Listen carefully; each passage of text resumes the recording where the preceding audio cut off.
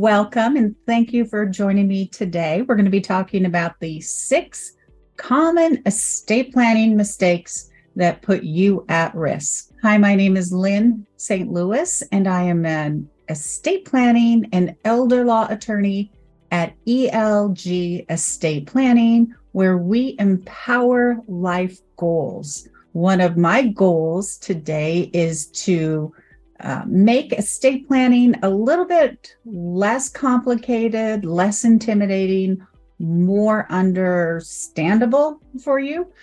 If you're attending today and you can put your questions in the chat, feel free to do so, and I will answer them before we are done today. So let's go ahead and get started, and we'll talk about the 6 common estate planning mistakes. So number 1 has to do with timing, procrastination. Number 2, outdated wills and estate plan. Number 3, uncoordinated beneficiaries and children or others as joint owners. Number 4, triggering the estate tax with life insurance. Number 5, failing to understand and fund your trust. And number 6, fearing probate. So let's get into some detail. What am I talking about? What do I mean by those? I'd say the biggest or one of the most common estate planning mistakes is what I call timing. Typically, it refers to procrastination, but it can also being too late in doing your estate plan, but it can also refer to being too early or not reviewing your estate plan frequently enough. So those 2 items, too early and not reviewing the estate planning enough, we'll be talking about under the number 2, which is your outdated estate planning document. So right now, all we're focusing on is the timing being too late. Timing usually is too late, understandably, because people procrastinate. One of, as I mentioned, my goals is to help educate so that people have a better grasp of estate planning, because it can be intimidating. It seems like this complex area of law, and it is in a way because there's so many, complexities to it. My goal is to make it simpler so that you are more comfortable with estate planning. So one of the reasons people don't want to do their estate plan, they procrastinate, is because it seems too complicated. And whenever we're presented with things that are too complicated, it's easy to shut down and say, I can't deal with it right now. Another reason that people just avoid the area of estate planning. And for those of you that are listening, congratulations, you are not avoiding it. You're out there to try to get information. But one of the reasons people avoid estate planning, really understandable, is we're talking about death and incapacity. How fun is that? So it's a reality of life and death, possible incapacity, but it's not necessarily the most fun subject to talk about. So again, it's easy to avoid even thinking about it. But you're here, you're listening, so congratulations. That is the first step, is to make a decision to do something, because unlike when your tooth hurts, and it's painful and you're going to need a root canal, and you know what? You're going to get it. Absolutely. Because it hurts so bad, right? You're going to go to the dentist, the endodontist, and you're going to get fixed. With estate planning, it's not that way. It's more of a nagging, I should do something, but I really don't want to, and I don't really understand it. So just put it aside. So that's for all of those reasons why people procrastinate on estate planning. So what I want to talk with you to you about today is, when is it too late, and why is it too late to do estate planning, and what happens when it is too late to do any estate planning? Well, the why and the when are pretty much the same. It is too late to do your own estate plan when there is a death, when you have passed or when your loved one has passed. that is too late for you to actively do any estate planning. So when and why? There's been a death. It's too late. Another reason that it's too late to do estate planning is what we call incapacity. Incapacity basically means that the person can't manage their own affairs and they can't understand what an estate plan is. Oftentimes we see that with advancing age, with cognitive decline, with dementia, but we also see it with health issues, for example, stroke.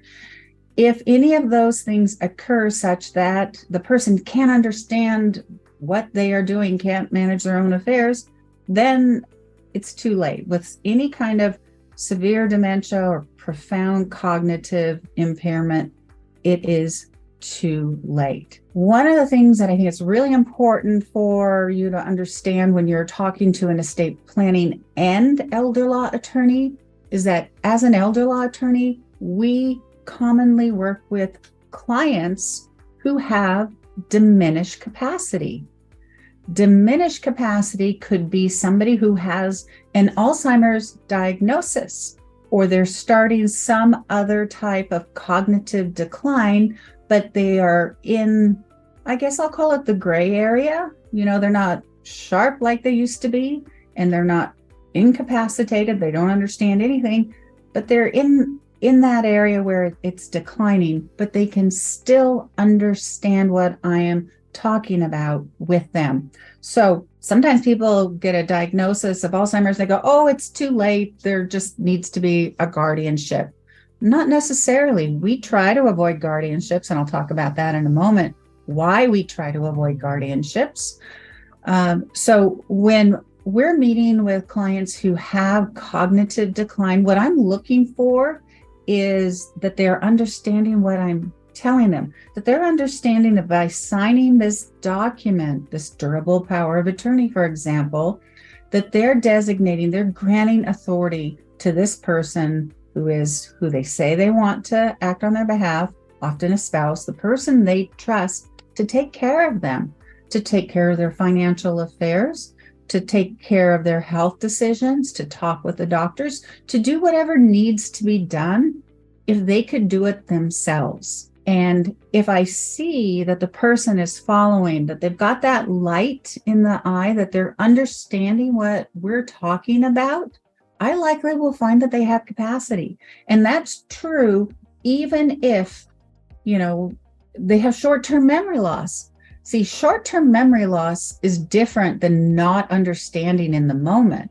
Short-term memory loss, of course, is indicative of cognitive decline, but that doesn't mean in and of itself that they don't understand what we're talking about when we're talking about their estate plan. So as elder law attorneys, we strive to work with clients to meet them where they are at, and if they have cognitive decline, but if we can say that I know when I was talking with her, she understood what we were talking about. I could tell she would answer my questions. She had that light in her eyes. She responded appropriately during our discussion.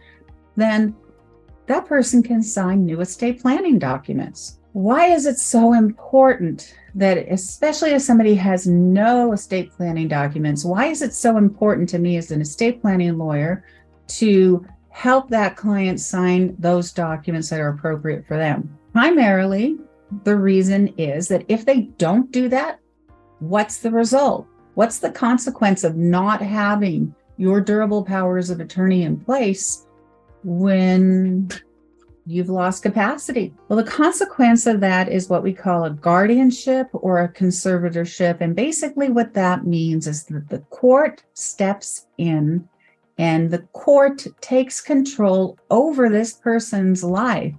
How they do that is that they appoint a professional guardian or a family member as a guardian. Okay, then what? The guardian needs to submit a personal care plan, a budget. They need to account for all the money that is spent on the person's behalf.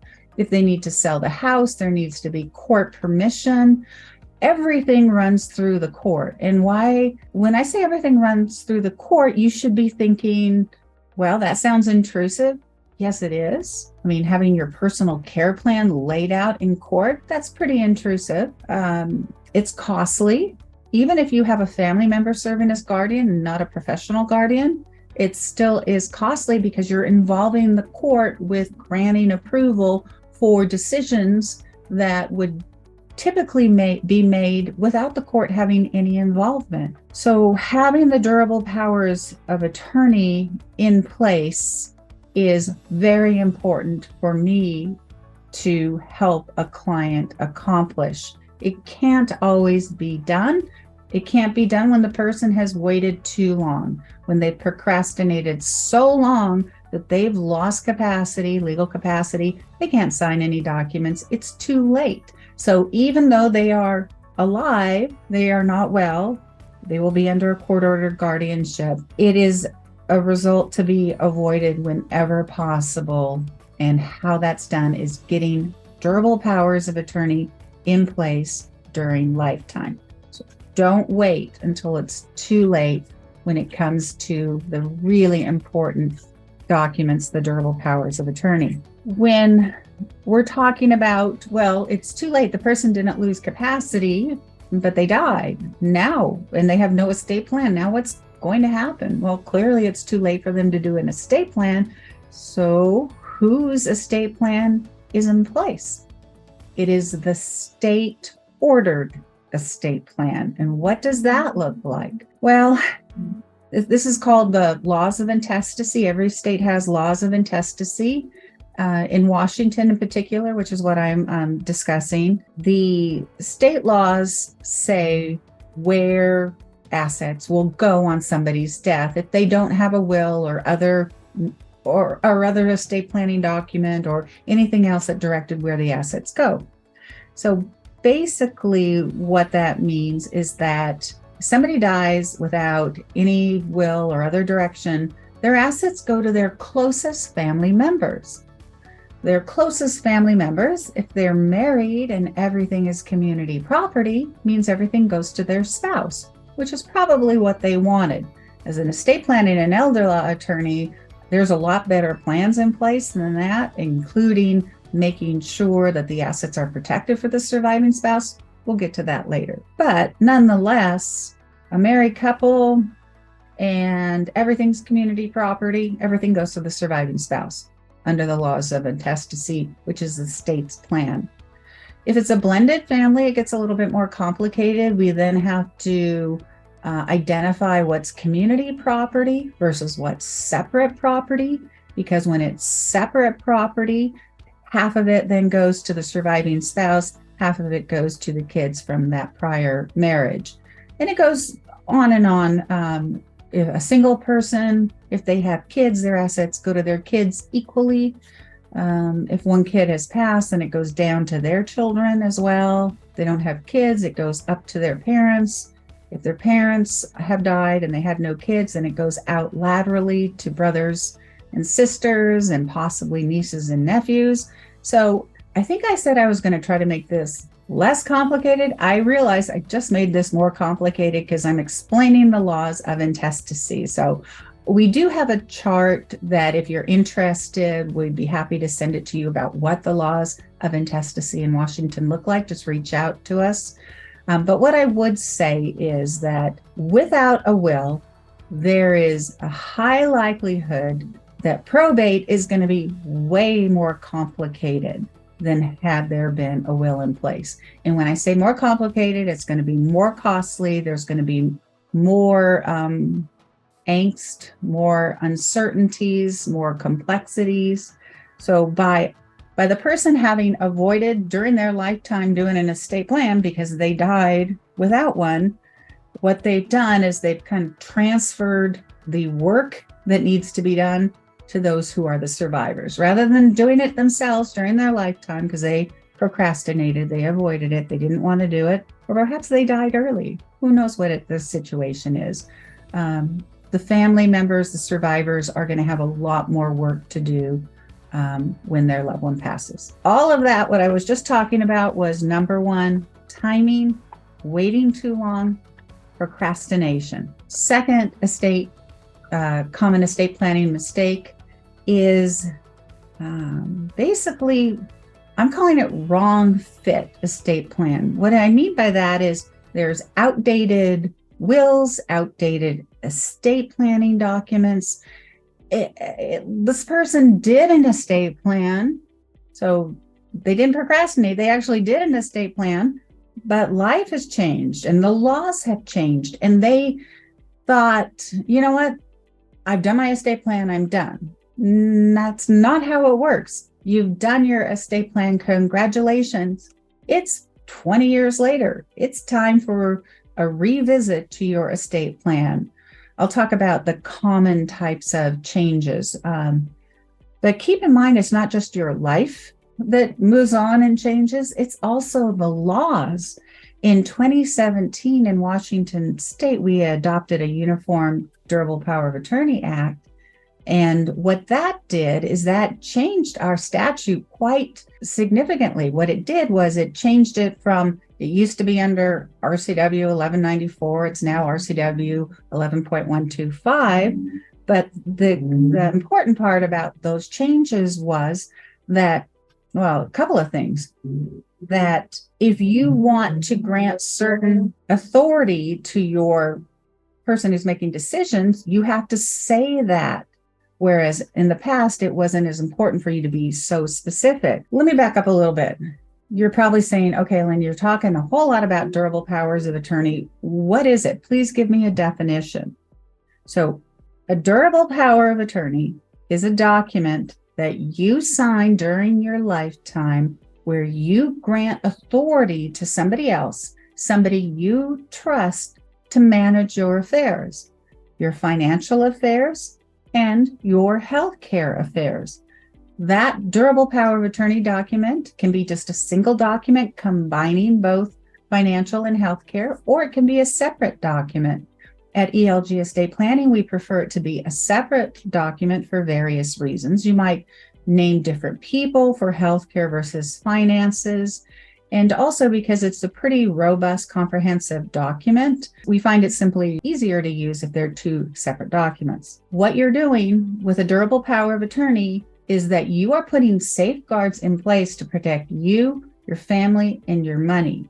Those safeguards are, in the event of a lack of capacity, stroke, accident, dementia, something happens so you can't manage your own affairs, someone you trust will do so. The court will not be involved in your business. The most important thing about having a durable power of attorney is not just that it avoids the court, but that somebody can step in and take care of things that need to be taken care of. So when we're talking about the laws have changed, from in 2017, from what they were before, then, so what does it matter if you have an old durable power of attorney? Under the new law, they're still technically valid. Why it makes a difference is from a pragmatic point of view. You see, durable powers of attorney can be enforced through a court matter, and you can force the bank to accept it, go through their legal, go to court, do all that. Well, that kind of goes against the whole idea of a durable power of attorney. The durable power of attorney is intended to make things easy for the person who has to make decisions for you because you can't. And if you have an old, stale, under an old law power of attorney, the bank likely is going to say, you know what, our policy is that we won't honor a power of attorney if it's any older than 5 years. That's their policy. And that's not what the law says, but we still have to be mindful of the fact that what are you trying to do with your power of attorney? You're trying to make it so that it's effective. And even though the bank might be wrong, that their policy is more restrictive than the law is, you're still dealing with the bank. So make it easy on yourself and on the people who need to act under your power of attorney. Make sure your power of attorney is under current law, which in Washington is as of 2017. It's an updated law. And make sure that, 2017, boy, that's 6 years ago already. We recommend that you take a look every 5 years at your documents to make sure that things are up to date. Law changes and life changes, are they up to date? Let's say you have a durable power of attorney from 2017 because you were on top of it. When the law changed, you got your power of attorney updated. Take your power of attorney to your bank, where you bank, to your financial institution, where you invest, and make sure that they have a copy of it and that they say, you know what, this is fine, we will honor it. Sometimes the financial institution will say, oh, okay, well, that looks valid, but you know what, we have our own form that we prefer that you sign specific to your bank accounts. I tell clients, go ahead and sign that form. It doesn't take away, it doesn't revoke the power of attorney that we prepared for you, but it keeps the bank happy, which is kind of what we're talking about, is keeping the bank, financial institutions, and others satisfied that they feel they can rely upon the power of attorney without putting themselves at risk. So laws do change. So does life. So under number 2, what we're talking about is outdated wills and estate planning. Is life does change. And let's say you have an estate plan that you've already prepared, but things have changed. The family has grown, or there's been a divorce, or there's been a death in the family, or assets have increased, or maybe there's some health concerns. Maybe we're talking about there could be some long-term care in somebody's future. There's life happens, things change. When there's anything significant that happens in your life, you should talk to your estate planning and elder law attorney and say, hey, should I update anything? The answer might be yes, the answer might be no. Regardless, at least you'll have an answer as to, are you good with your estate plan, or are there changes that need to be made? You could actually be changing your estate plan too early, which I rarely say, but let me explain what I mean by that. You had your estate plan prepared in a particular state where you resided, and now you're thinking about moving to a different state. If you're going to be moving to a different state, you absolutely need to speak with an estate planning and elder law attorney in your new state. The estate plan that you have in your old state is legally going to be honored and enforced, etc. But that doesn't mean that it's the wrong estate plan for the new state. So if you've lived in California, for example, likely is you'll have a revocable living trust, because California is not a probate-friendly jurisdiction. Washington is.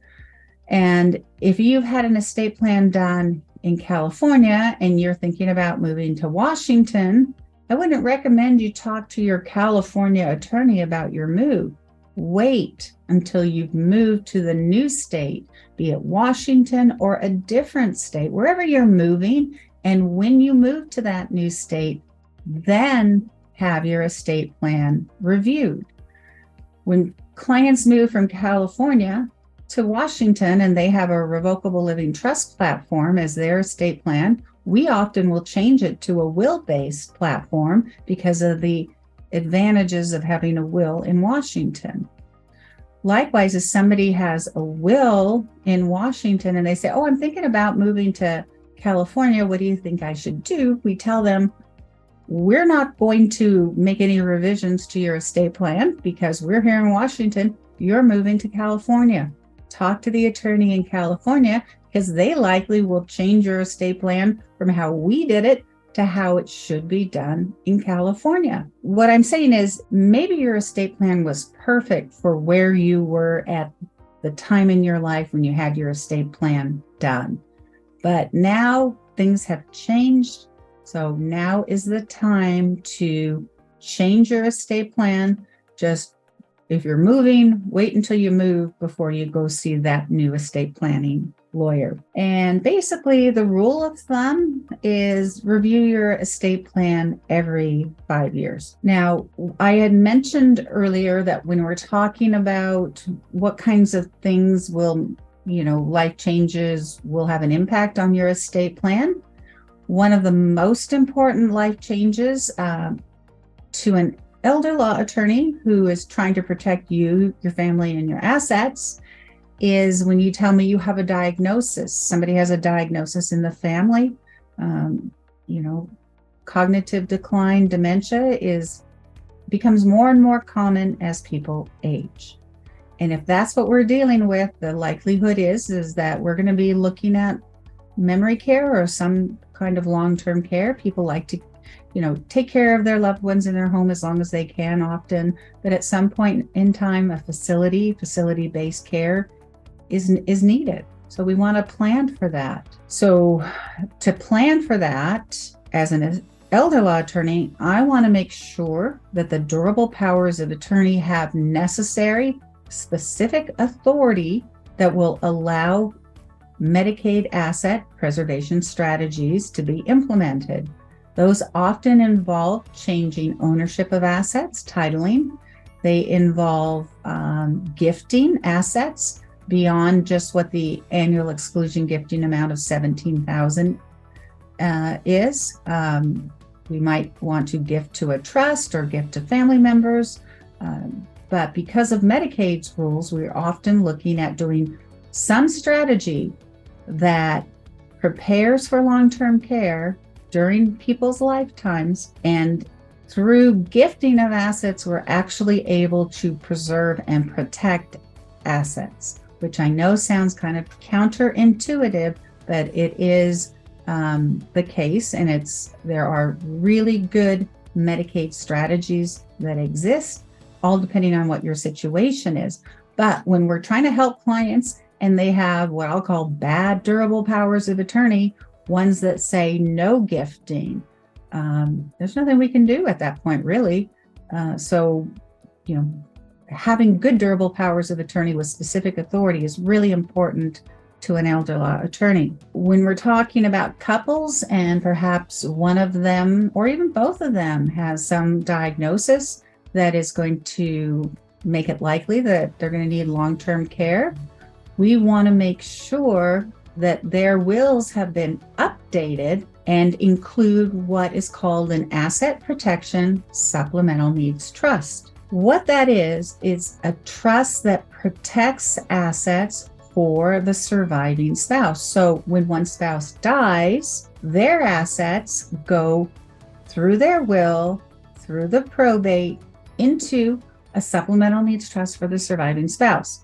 And here's just a really simple example. Let's say the couple has $1 million. I choose that. It's easy to divide by 2. The first spouse dies. Everything is community property. $500,000 will go through the deceased spouse's will through the probate process and fund the supplemental needs trust that is created through the will of the deceased spouse. That $500,000 is for the benefit of the surviving spouse.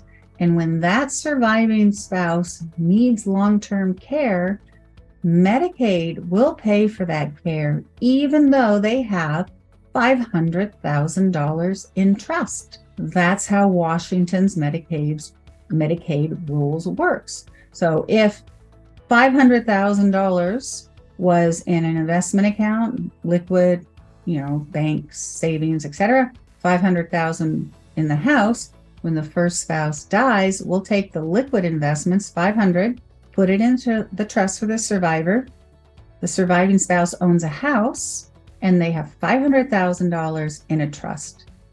If they need long-term care, they can immediately qualify for long-term care that Medicaid will pay for, despite the fact they own a $500,000 house and they have $500,000 in this trust. They have $1 million worth of assets accessible to them, the house, which they own, and what's left, the money in the trust, which doesn't count. From that example, I think you can see why it's so important to understand that couples have an excellent planning tool to protect the surviving spouse against impoverishment, because money in this trust simply does not count against them for Medicaid before the state will pay for their care. All right.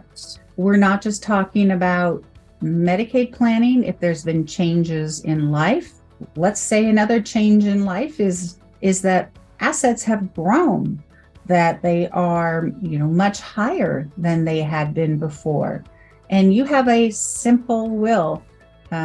It's really interesting. People like the idea of a simple will because they're easier to understand. But on the other hand, simple wills may well not serve the person when their life situation has changed, as I just described with, a long-term care situation and Medicaid. But what if the person has a lot more assets? Let's say that this couple has $4 million in assets, and either they need care or they don't need care. It doesn't matter. The type of trust that I just explained to you also serves as a tax protection trust and a Medicaid trust. It's a tax planning protection trust because when the first spouse dies, their $2 million will go into the trust, and it, through the probate process, through filing any necessary tax returns, the person who died in Washington, they have a $2.193 million credit exclusion amount. See, Washington is one of those states where you can't pass a ton of money like you can under the federal government situation, or in Idaho that has no state estate tax. So federally, $12.92 million is what can pass when somebody dies with no taxes being imposed, no estate taxes. And many states, the majority of states, do not have an estate tax. For example, Idaho doesn't. But Washington does. In Washington, only $2.193 million can pass without there being an estate tax imposed.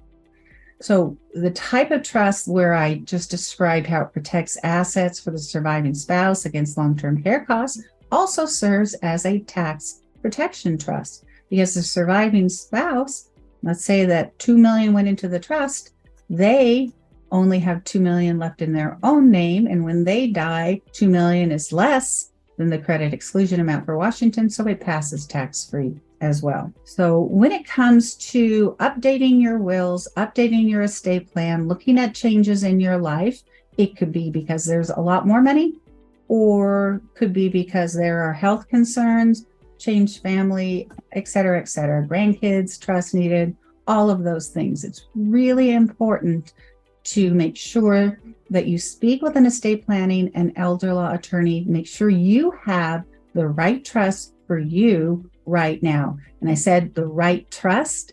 In Washington, what I'm talking about is having the right will, which has the right trusts in it.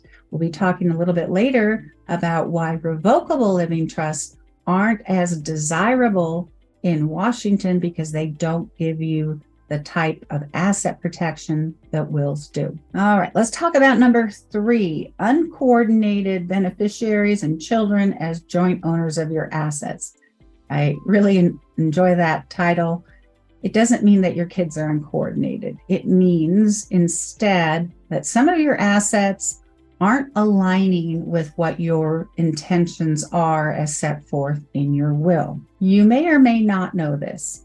Not all assets pass under your will. In fact, some of your biggest assets do not pass under your will. Assets will pass by way of beneficiary designation, pay on death direction, transfer on death direction, or joint ownership.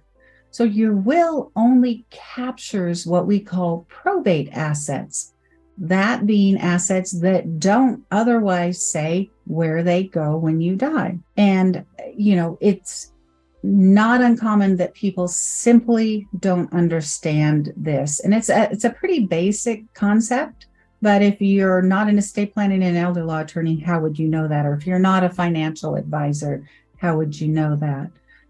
So we want to make sure that all of your assets are coordinated to go where you want them to go. So let's say that your situation is that you have a simpler estate. And let's say that, you're single and you have one child who is perfectly healthy and capable and all that. And you simply want your assets to go to that one child. We likely will say, you know what, we're always going to prepare a will for you with protections in it that say everything goes to your one child, but we are going to set up your estate plan to avoid anything going under your will. The will is just the backup. So how we would do that is we would say, do a transfer on death deed on your house. We'll record a transfer on death deed automatically on your death. That deed means the house goes to the child. Do the same thing with your bank accounts. Pay on death, transfer on death, or your IRA, your retirement, your life insurance. All of those things can go by way of beneficiary designation, which means they pay on death to whomever you desire they pay to. Sometimes people try to do a little bit on their own, or maybe they've listened to the bank teller and they went into the bank and said, on my death, everything's going to go to my adult child here. And the bank teller might say, oh, well, then let's set everything up as joint tenants with right of survivorship, because on the death of the first person, then the survivor, the last person standing, gets all the assets. And that's how it works. Sounds like an easy estate plan, right? Maybe, but it's a bad estate plan. I'll tell you why. Even though your child is responsible, they could get in a car accident where they've caused the accident and the person who is injured comes after them. And if their insurance isn't adequate, their liability insurance, then they will go after all assets in your child's name, which includes your bank account. Your bank account is vulnerable to creditors' claims. Don't put your kid as a joint owner on any account of any size. When I say vulnerable to creditors, even though your kid is happily married, there could be a divorce. And the assets in that account, there'll be a fight over them as to, do they belong to the kid or not? Technically, no, they don't belong, but still there's going to be a fight over that. So we're trying to do an estate plan to protect against all of these arguments and threats and disputes. So having your child as a joint owner of any asset typically is a bad idea. Not just your bank accounts, but having them jointly on your house usually is a bad idea. I'll never say always and ever, say usually. Get a good attorney to look at your estate plan and say whether it's a good idea to have your child, for example, as a joint owner on a house. It depends. Let's say your situation is that you have two kids and you want the house to go to just the one child and the bank accounts, et cetera, to be divided between the two children. And we're still going to avoid probate because we can do so. We still will want your will as a backup to what your plans are to say that my house goes to the one child that you want to receive it.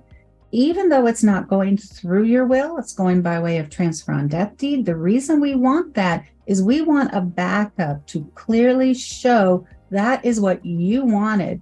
That helps avert any dispute in the future between the two children and the one who says, no, mom wanted everything to be split equally. You are the one that convinced her to give you the house. If we have the will backing it up and the lawyers who drafted the will standing behind it to say, no, mom's intentions clearly were that the house goes to this one child, it shuts down any disputes, any will contests. So you're trying to make sure that you take actions to protect your plan from attack. So we want clarity. We want to avoid confusion. To the extent possible, we want to avoid hurt feelings and litigation, though that's not always possible, but we can take steps to mitigate those risks. So we've talked about beneficiary designations. Let me circle back to what we had talked about earlier about life changes. Let's say you have a divorce, you've been divorced. do make sure you take a look at your 401k, your employer sponsored retirement account, because if you don't change it from your ex-spouse, they get it.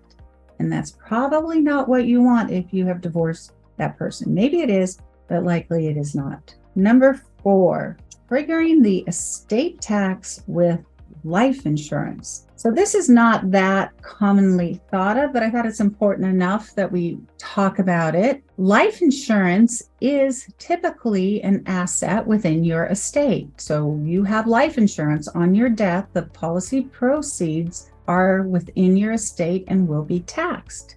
If you're in a state with no estate tax and your life insurance isn't multi-millions of dollars, no big deal. But we're talking about Washington here primarily. In Washington, it can be a big deal because of our low estate tax credit exclusion amount. So let me give you an example of how this might come up in a not complicated estate. Let's say we have a single person, Doug, we'll call him. He has a home and other assets, and he's got about $950,000, let's say. And he is divorced and he has 2 minor children. And he wants to make sure that if something happens to him, that his kids are taken care of. So he wisely goes and gets his will prepared, which contains within it a nomination of who the guardian will be for his minor children. Let's say he's a widower, or for some reason the other parent can't take care of the kids. Especially important that there be a guardian for the minor children. Because minors can't hold money, there's going to be a trust in his will where he's designated a trustee who will manage the money as well. So he's got everything set up. He's done his estate plan. That's great. And then later on, he thinks, you know what? That's just not enough money for the kids. And I'm pretty young. I'm going to go get a term life insurance policy. And if you're familiar with life insurance, term policies are very inexpensive. They are not considered investment vehicles like whole life or universal.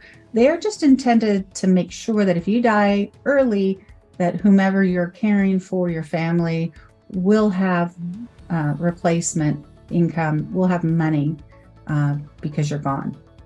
So he goes out and he buys a very affordable $2 million term life insurance policy, and he thinks he's done because he's got a will and he didn't think about what happens with that life insurance policy when it pays out. So let's review it. He had $950,000. He got a $2 million policy, so he has now $2.95 million in his estate. Washington's exclusion amount, we'll round it to 2.2.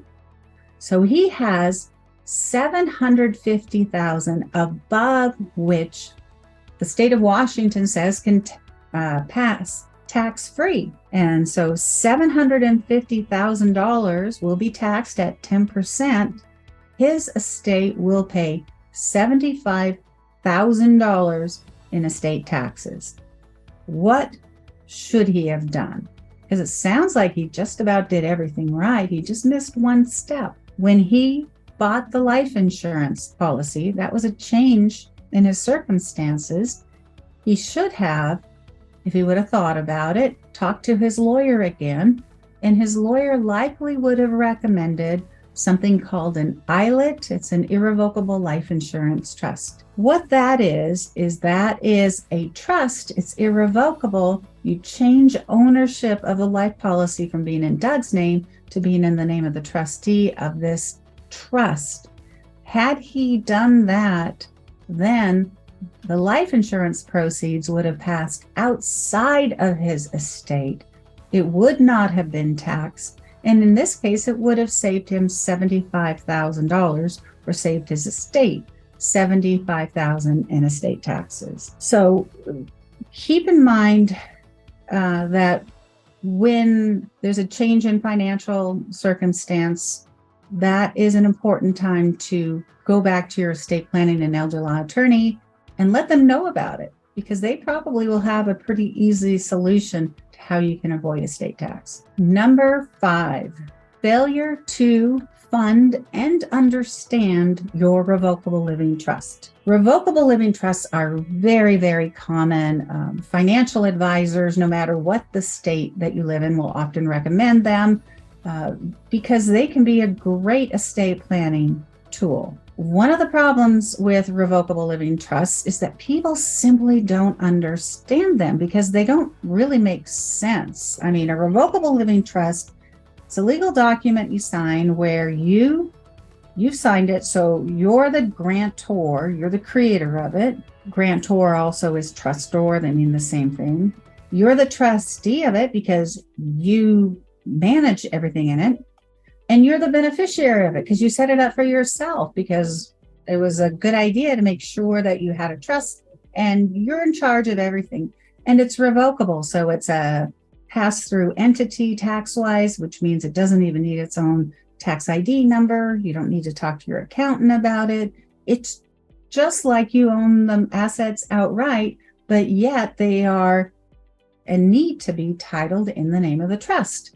So you're probably saying, why would anybody do that? Well, there's some good reasons to avoid probate in jurisdictions that are not probate friendly. That's the main reason to have a revocable living trust. Another reason is to make sure there's a successor trustee in case you lose capacity. Yes, you need your durable power of attorney, but you'll have a successor trustee also to manage the assets in the trust. So you're avoiding probate where you don't want there to be a probate, and you're making sure that your trust is managed if you can't manage it. Sometimes you hear people say, well, you also want a revocable living trust because it gives you creditor protections. I can't speak for states that are outside of Washington or Idaho where I'm licensed. But what I can tell you is that a revocable living trust gives you zero asset protections in these states. So if somebody says revocable living trust, asset protection, your next question might be, how does that work? Help me understand, because at least in Washington and Idaho, that's not true. Given that a revocable living trust can avoid a probate, and who wants a probate if you can avoid one? What's the problem with having a revocable living trust? Well, again, the problem is oftentimes that people don't understand them. And if you don't understand them, then you don't know how to manage them. What do I mean when I'm talking about managing a revocable living trust? It requires ongoing maintenance. By that, I mean, initially you should have retitled all of your bank accounts into the name of your trust. You should have done a deed that puts your house and any other real property you own into the trust. And if you decide to set up a different bank account or buy a new house or whatever you do as life goes on and life changes, you must title the asset in the name of the trust. If you don't do that, the trust has no authority over the asset. And on your death, since it's not within the trust, you're going to have a trust administration plus a probate. And if you have a revocable living trust, you know that there is this backup will called a pour over will, because it will capture assets that aren't in the trust. And that frequently is a situation that revocable living trusts are not fully funded. So that definitely is a problem. Another problem with revocable living trusts is they might be set up with tax trusts in them. So on the death of the first spouse, that their estate tax credit amount, the exclusion amount, is captured by putting assets into this credit shelter bypass trust that's in the revocable living trust. The surviving spouse doesn't remember any of that, and it's, understandably. And then they don't go to the lawyer. Why? Because they don't have to. Because unlike a probate where you typically will seek out help from an attorney, if you just have a trust and everything's in the name of the trust, you might not do anything. And if you don't do anything, then the tax protections that were put in this trust to come into place on the first spouse's death don't happen. So that's another problem, is that people just don't understand and they don't seek help with what to do with their revocable living trusts. In Washington, in particular, one of the reasons that revocable living trusts are disfavored, especially by elder law attorneys who understand Medicaid and long-term care, is that revocable living trust cannot give you the benefit of an asset protection supplemental needs trust for the surviving spouse. If you recall earlier when I was talking about a will with an asset protection supplemental needs trust and the couple with $1 million estate and $500,000 went into the trust created by the will through the probate for the benefit of the surviving spouse, that $500,000 is a pretty nice nest egg.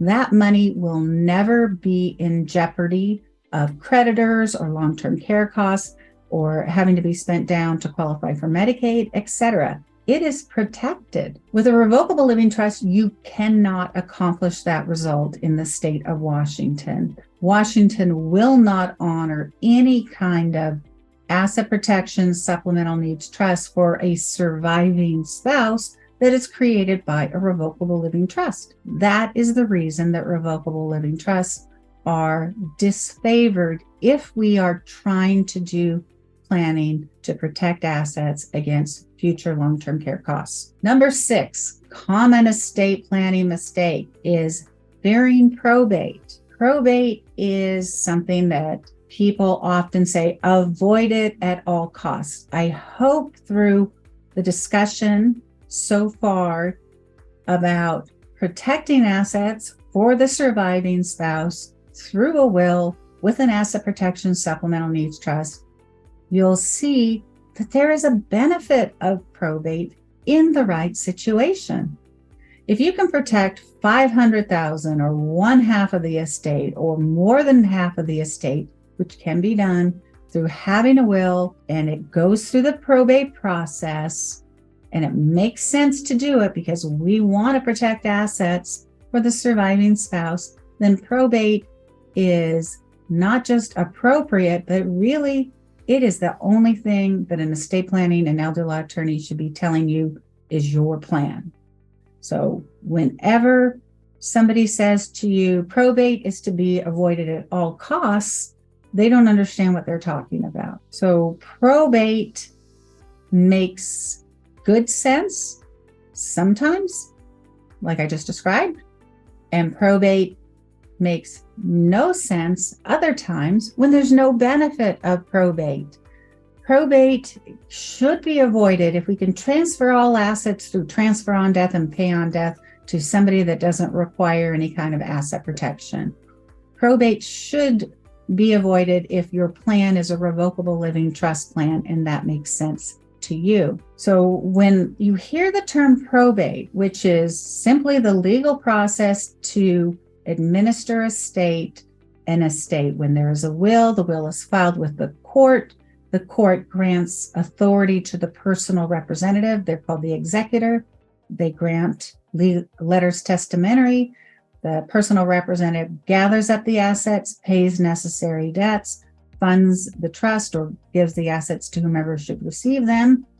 That's probate. And in Washington, typically it's a non-intervention probate, meaning the court is not involved except for at the very start when the court signed the order on probate. From then on, the personal representative does what they need to do without any kind of court intervention. So probate isn't to be avoided if there are benefits to the probate. All right, those are our 6 common estate planning mistakes. So let me look and see what I have under questions and answers here. I live in Washington State. I have a living trust. Before I restate this trust, what should I keep in mind in case before I die, I move from Washington to another state, one with a less severe estate tax, and of course, want this restatement to be valid in the new state? That's a really good question.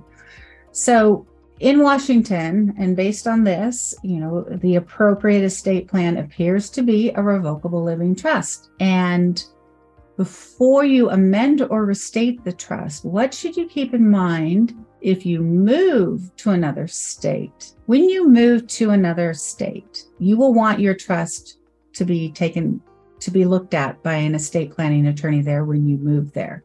But let's say you haven't moved yet. Well, if you haven't moved yet, I would make sure that you have everything in your trust that should be in your trust, and that the successor beneficiaries are the people that you want them to be valid in the new state. Because we are the United States of America, what is valid in one state legally and enforceable in terms of the document itself is legally valid and enforceable in the new state that you go to.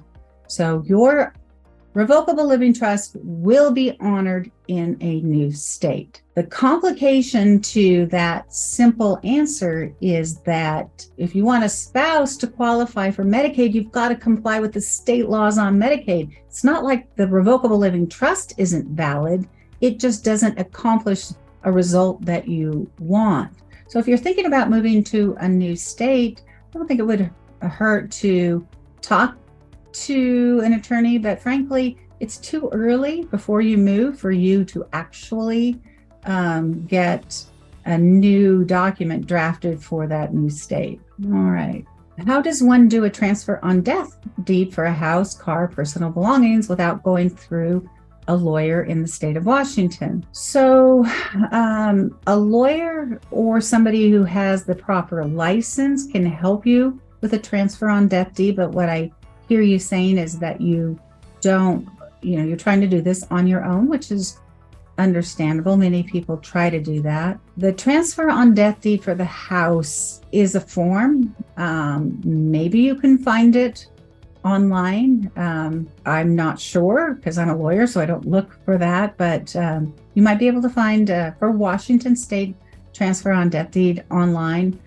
Make sure that you also, and oh, by the way, everything I'm saying is for education. None of what I'm talking about is direct legal advice to anyone because we don't have an attorney-client relationship. So I'm answering questions generally. If you do a transfer on death deed, you will also want to have a RETA, a real estate excise tax affidavit. For personal belongings and a car, you should have a will that says they all go where they go, and you can have a personal property statement. If you don't have something like that, if somebody were to dispute where things go, then there could be a disagreement. So that's problematic. As you can see, I highly recommend that an estate planning and elder law attorney be consulted and be involved with how you prepare your estate plan. If you've watched this webinar or other webinars or other videos that we've done a lot of videos because there are so many little things that could change what the answer might be. And you likely won't know that.